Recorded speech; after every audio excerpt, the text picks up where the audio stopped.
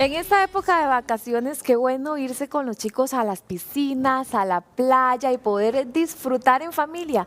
Pero también estos lugares son focos de infección. Sí, ahí en esas piscinas donde hay bastantes personas metidas, bueno, hay que tener ciertos cuidados. Vamos a conversar sobre este tema con la doctora Laura Porras Zúñiga. Bienvenida, ¿cómo está? Hola, muchas gracias, encantada de estar acá, muy amables. Gracias por estar acá. ¿Qué condiciones son las que producen para que se dé una infección? ¿Cuáles son esas condiciones que se dan? Específicamente en la época en la que estamos es básicamente el clima. La temperatura es un poco más alta y por ende entonces pues las personas vamos a tener más calor, vamos a transpirar más, por ende se va a producir usualmente una pérdida de líquido a través de la transpiración y por ende se va a producir menos cantidad de orina.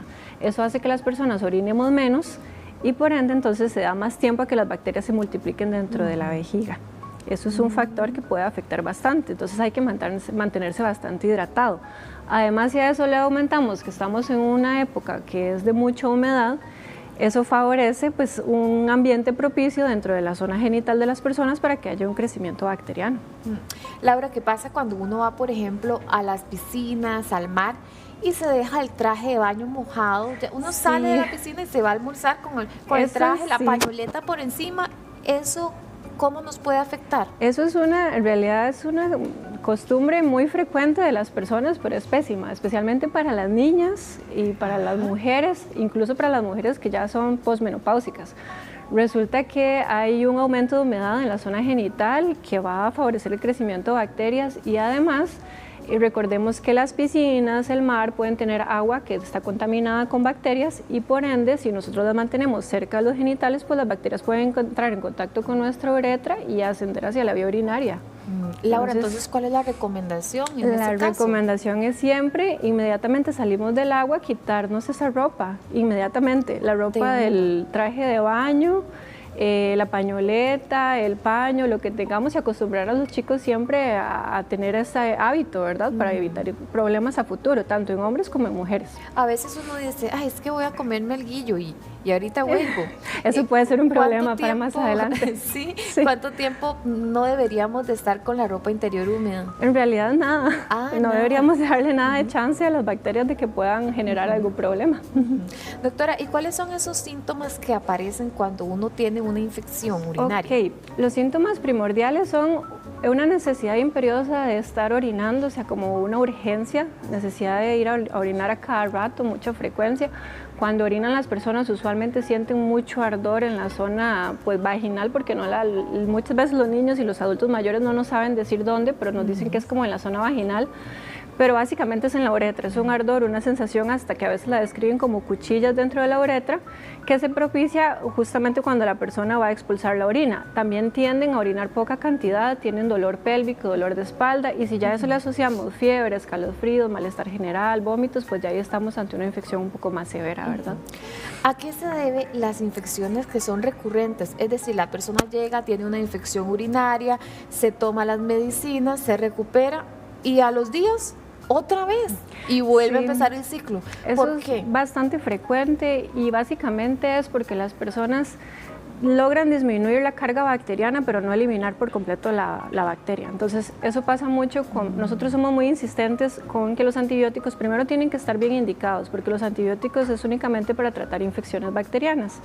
Entonces le decimos a la persona su antibiótico es por 7 días y tal vez la persona a los 3 o 4 días ya se sintió bien, le duele un poquito la pancita porque le da gastritis el antibiótico y dice no, ya yo estoy bien, lo voy a dejar. Lo que pasó ahí es que bajó la cantidad de bacterias dentro de nuestro organismo, entonces ya no estamos sintomáticos, pero no logramos eliminar por completo todas las bacterias. Entonces las personas recurren con los síntomas. Y otra cuestión es que realmente las personas tenemos malos hábitos, es como lo más frecuente. No nos limpiamos bien, tendemos a aguantar las ganas de orinar, todos estos malos hábitos que hacen que no nos hidratemos bien, que andamos en carreras, entonces no sacamos el chance para tomarnos el líquido suficiente ni para comer comidas adecuadas y entonces pues eso genera que tengamos un ambiente más propicio para que volvamos a recaer con una infección. Hay que terminar entonces esos antibióticos. Siempre. Ahora, ¿en qué tenemos que fijarnos respecto al color de la orina? ¿De qué color debería de ser nuestra orina? Muy importante esa pregunta. Eso es algo que nos puede ayudar bastante a saber cómo estamos. El color de la orina debe ser color amarillo paja, un amarillo muy, muy claro. Cuando la persona está hidratada, ese es el color que va a obtener. Si empezamos a ver orina de otros colores, pues ya no es nunca adecuado. Pero especialmente lo que sucede con las infecciones es que se vuelve de un tono marrón o café muy oscuro, y eso nos habla de que claramente no estamos bien hidratados y que por ende entonces no estamos expulsando suficiente orina y le estamos dando chance a las bacterias de que se multipliquen dentro de nuestra vejiga. Ahora, ¿qué pasa, por ejemplo, si el color es muy claro o si es muy oscuro? ¿Qué nos indica? Sí, bueno, el color muy oscuro siempre es de tener cuidado porque podríamos estar ante la presencia de hematuria, que es sangre en la orina. A veces no se tiene que ver rojo por completo, sino que se ve un café muy oscuro. Eso nos puede hacer pensar en un sangrado, que a veces las infecciones, porque generan tanta irritación dentro de la mucosa de la vejiga, puede generar lo que se llama una cistitis hemorrágica y que las personas sangren. Y una orina pues muy clara, en realidad usualmente no es mayor problema, es una persona que está bastante hidratada, está produciendo un flujo urinario constante y eso más bien es un mecanismo de protección. ¿Cuáles son esas costumbres que tenemos que más nos afectan y nos producen infecciones? Ok, bueno, la primera es que no nos hidratamos y que no tomamos líquidos saludables durante el día. Líquidos saludables, ¿qué es? Agua. Y también tal vez los frescos naturales con poca azúcar en personas que no son diabéticas. El agua de pipa es bien, sí, está muy bien. Pero básicamente es una ingesta inadecuada de líquidos que va a hacer que no se produzca suficiente cantidad de orina y por ende pues no la vamos a expulsar. Y lo otro sería pues las ganas de aguantar las ganas de orinar por la misma razón. Va a mantenerse mucha orina dentro de la vejiga durante mucho tiempo y le vamos a dar chance a las bacterias para que se multipliquen. Después pues siempre se recomienda que utilicemos ropa interior de algodón para mantener una adecuada ventilación y que no haya tanta humedad dentro de la zona. ¿Los protectores son recomendables cuando uno no anda con la regla? Qué buena pregunta. Los protectores nunca son recomendables. Es una de las cosas que vemos siempre los urólogos en la consulta. Le preguntamos a las mujeres, específicamente en este caso, les preguntamos si usas protectores diarios. Sí, y eso es porque esto pues claramente va a generar mucha humedad dentro de la zona genital y va a ser un medio perfecto para la proliferación bacteriana, que obviamente pues por la cercanía de nuestra uretra con el introito vaginal, pues las bacterias van a ascender fácilmente hacia la vejiga. Respecto a los electrolitos, ¿cómo debería de ser nuestra hidratación? Porque ahora se habla de que el agua no es suficiente. Entonces uno dice, ¿y entonces qué hago? ¿Qué nos tomamos? En realidad no, esto es un mito. Si las personas consumen suficiente líquido, pues saludable y una alimentación saludable, pues eso ya es suficiente. Pues sí, cuando nosotros estamos deshidratados perdemos cierta cantidad de electrolitos que podrían no reponerse solamente con agua, entonces la recomendación es que si estamos en la playa y ya sentimos sed, pues podemos agregar alguna de estas bebidas, ¿verdad?, que traen electrolitos. ¿Cómo podemos prevenir las infecciones en los niños y las niñas?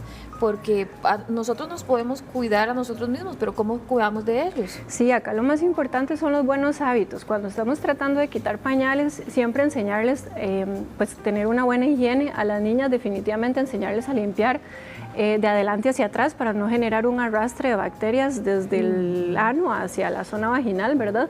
Y en los niños siempre enseñarles que deben de retraerse el prepucio para limpiarse el glande después de que orinen, para que no guarden ahí pues orina que puede favorecer igual un crecimiento de bacterias más adelante.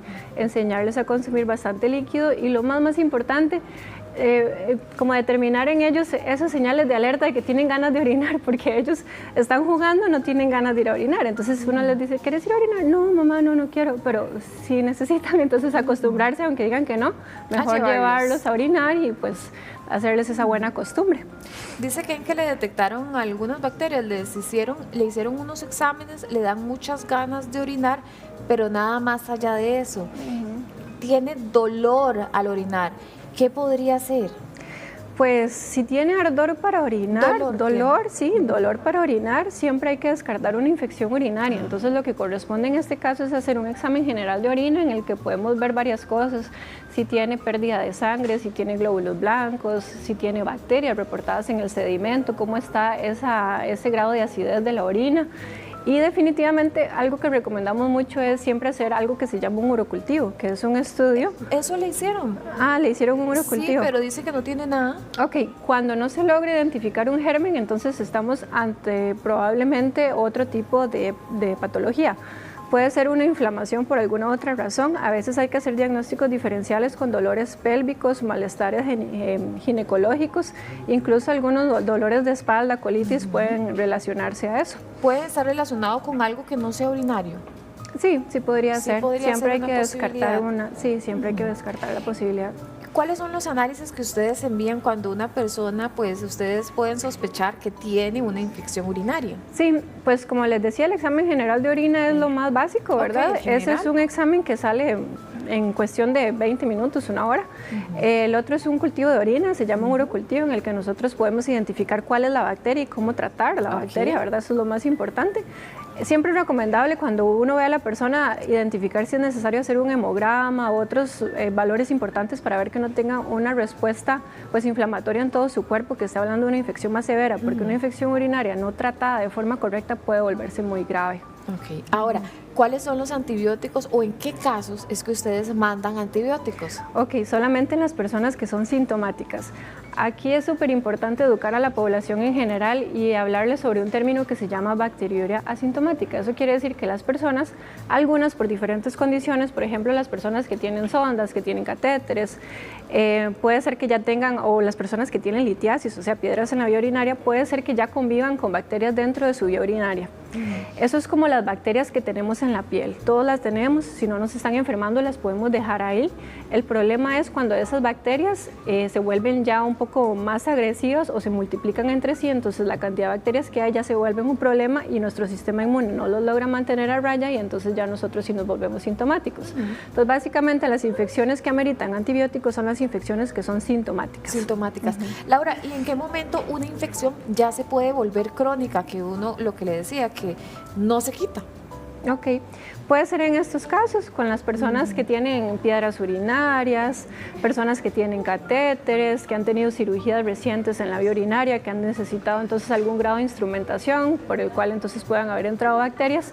Mientras el foco de esa infección o la causa, por ejemplo la piedra, no se quite o no se retira de la vía urinaria, pues la persona siempre va a mantener bacterias. Doctora, en el caso de Ken, que usted nos decía, bueno, que podía deberse a otro motivo, ya que no, en el cultivo no le salían bacterias, ¿qué tendría que hacer entonces? Porque si le sigue doliendo, entonces, ¿cuál es el siguiente paso? Si la molestia es específicamente a la hora de orinar, lo recomendable es hacer una revisión ginecológica para ver que la persona no tenga atrofia vaginal, porque muchas veces lo que les duele es cuando sale la orina y les irrita la mucosa pues, de la vagina. En otros casos también hay otras enfermedades que generan como frecuencia, molestias para orinar, pero habla más de todo de disfunciones neurológicas de la vejiga, que eso se llama una vejiga hiperactiva, por ejemplo, pero ya esos son casos como más específicos que sí requieren bastantes estudios como para poderle dar un diagnóstico a la persona. Doctora, ¿qué pasa con las personas que consumen pocos líquidos?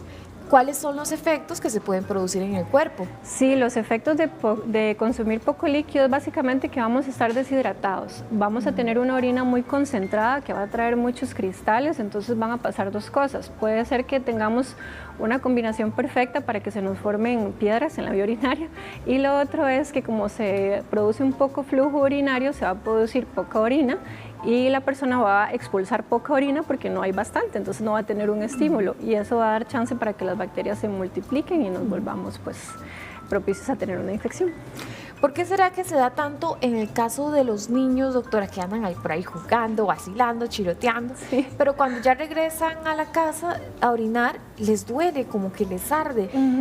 ¿Qué tiene que ver? Usualmente es porque entre tanto entretenimiento que tuvieron y tanta diversión se les olvida ir a orinar, no lo hacen y también no se hidratan, entonces cuando llegan a la casa que ya mamá y papá están pendientes de que vayan a orinar o que ya ellos están un poco aburridos y se dan cuenta que deben de hacerlo, pues entonces la orina está pues, muy concentrada, durante mucho tiempo estuvo dentro de la vejiga, hubo crecimiento bacteriano y entonces pues les va a molestar.